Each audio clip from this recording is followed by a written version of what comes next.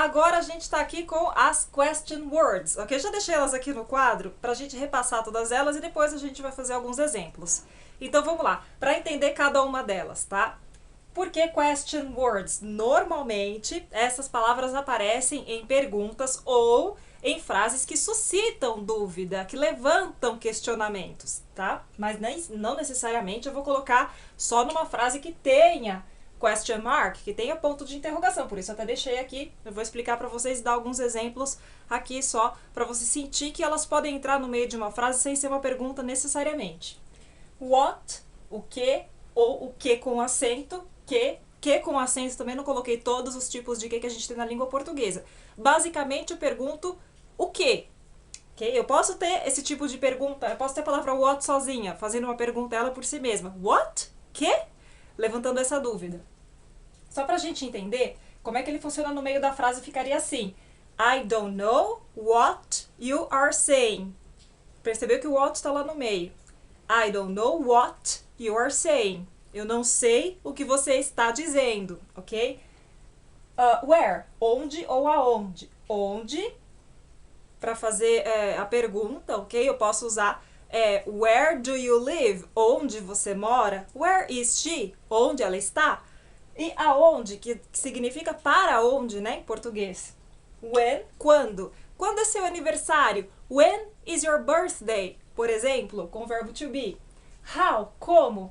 How are you? Pergunta bem comum, how are you? Posso perguntar como está o tempo? How is the weather? Como está o clima? How is the weather?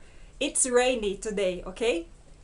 Why are you sad? Por quê? Porque no começo da frase, tá? Por isso ele está separado aqui, ele suscita dúvida.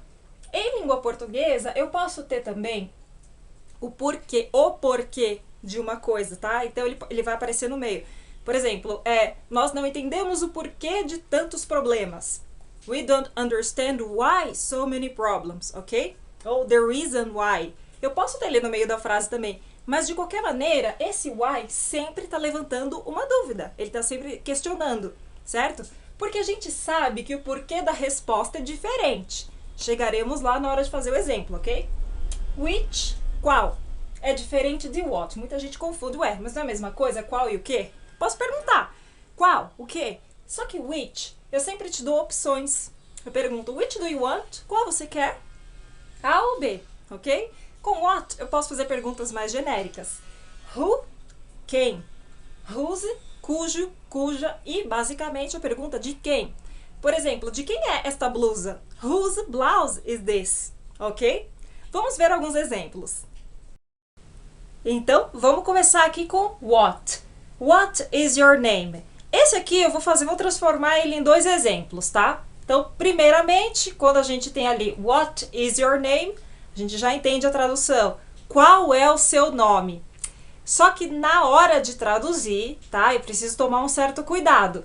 What is your name?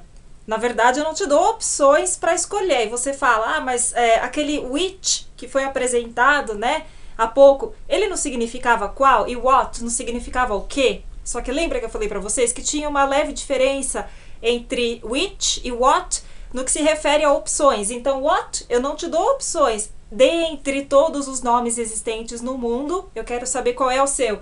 Por isso eu uso o what aqui. A tradução, então, what is your name? Qual o seu nome? My name is... Complete a lacuna, ok? Agora, eu vou fazer um outro exemplo com what, apagando o restante aqui, e colocando alguma outra coisa que dê para fazer uma tradução exata de o que. Por exemplo, what is it? O que é isto? Ou what is that? O que é aquilo? Vamos colocar what is it? What is it? O que é isto?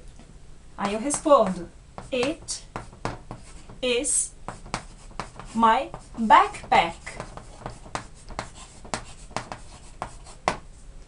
Isto, né, se eu quiser traduzir o it, ou eu não preciso traduzi-lo, é a minha mochila, backpack. What is it? O que é isto? É a minha mochila.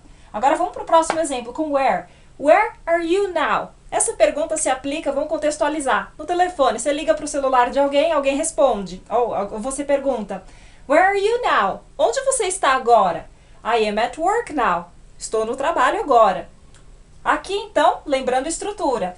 Are you? Para fazer a pergunta, lembra? Question mark, certo? E aqui tem invertido, né? Antes, então, dessa estrutura aqui, de pergunta, eu coloco a palavra que faz a pergunta. Eu chamo de palavras com WH, mas nem todas têm WH, como é o exemplo de how, ok? Como, que a gente vai ver também no próximo exemplo. Where are you now? Onde você está agora? I am at work now. Na hora de responder, muda para a inversão, não tem mais a inversão. Então vem sujeito e verbo to be novamente. Último exemplo, então, desses três aqui. When is your birthday? Quando é o seu aniversário? My birthday is on May 1st. Pergunta, né? Esse verbo to be vem aqui. Aí aqui eu tenho um adjetivo possessivo. Adjetivos possessivos serão o tema da nossa próxima aula, ok? When is your birthday? My birthday. Eu poderia substituir my birthday por um pronome? Qual pronome seria? It. It is on May 1st. Ou my birthday is on May 1st. Vamos ver mais alguns exemplos. E agora, mais dois exemplos. How are you? I'm fine, thanks. How seria como, né? Como está você? Por isso eu tinha falado anteriormente que a gente tem muitas palavras aí que fazem perguntas que começam com WH e how destoa delas todas, né? Então, how are you? Como vai você? Ou como está você numa tradução literária? A resposta ficaria I'm fine, thanks. Eu posso alterar aqui, ok? I'm okay, thanks. I'm sad, I'm happy e assim por diante. Você pode colocar o adjetivo, o estado que você se encontra, ok? Why is she anxious? Por que ela está ansiosa? Anxious. Because, lembra que eu tinha falado para vocês que why suscita dúvida? Não necessariamente ele precisa estar numa pergunta, ok? Em algo que tenha question mark, não necessariamente. Mas ele sempre vai levantar a dúvida, mesmo que ele esteja no meio da frase, tá? Ele vai levantar um questionamento.